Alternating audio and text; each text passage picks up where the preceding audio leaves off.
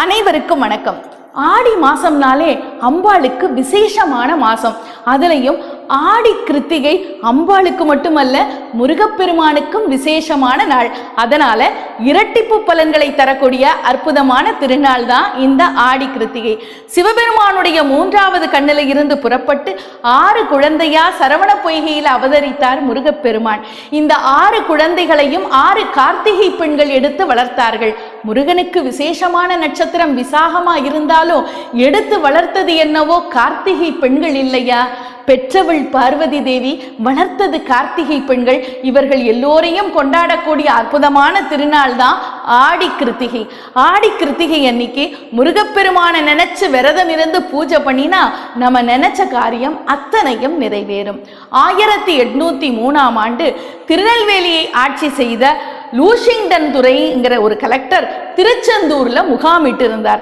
அப்போ பக்தர்கள் எல்லோரும் வசந்த மண்டபத்தில் ஆறுமுகப் பெருமானை எழுந்தருள செய்து அவருக்கு விசிறிட்டு இருந்தாங்க. அப்போ அந்த துரை, உங்க தெய்வத்துக்கு என்ன வேர்வை அரும்புதோ அப்படின்னு கேலியா கேட்டார். உடனே பக்தர்கள்லாம் ஆமாம்னு பதில் சொன்னாங்க. அப்படின்னா எங்க நிரூபிச்சு காமிங்க பார்க்கலாம் அப்படின்னார் துரை.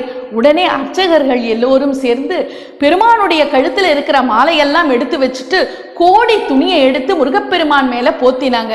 கொஞ்ச நேரத்திலேயே வேர்வைப்பட்டு துணி ஈரமாக ஆரம்பிச்சது. சற்று நேரத்துல வேர்வை அதிகமாகி கீழே வழிஞ்சோட ஆரம்பிச்சது. இதை பார்த்து அந்த துரை ஆச்சரியப்பட்டு போனார். முருகப்பெருமான் மேல அளவில்லாத பக்தியும் காதலும் அவருக்கு வந்தது. அதனால நிறைய வெள்ளி பாத்திரங்களை முருகப்பெருமானுக்காக காணிக்கையா கொடுத்தார் அப்படின்னு தலபுராணம் சொல்லுகிறது. இப்படிப்பட்ட முருகப்பெருமானுடைய பெருமைகளை எல்லாம் தெரிந்து கொண்ட நக்கீரர் பெருமான் திருமுருகாற்றுப்படை வெண்பால ரொம்ப அழகா பாடுறார்.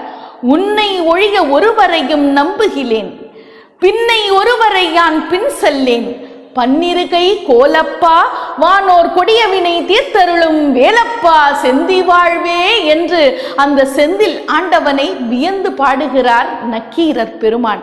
இந்த ஆடி கிருத்திகை அன்னைக்கு நம்ம முருகப்பெருமான நினைச்சு பூஜை பண்ணி வணங்கினா நம்ம நினைச்ச காரியம் அத்தனையும் கைகூடும்.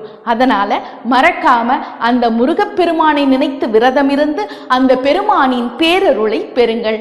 நன்றி, வணக்கம்.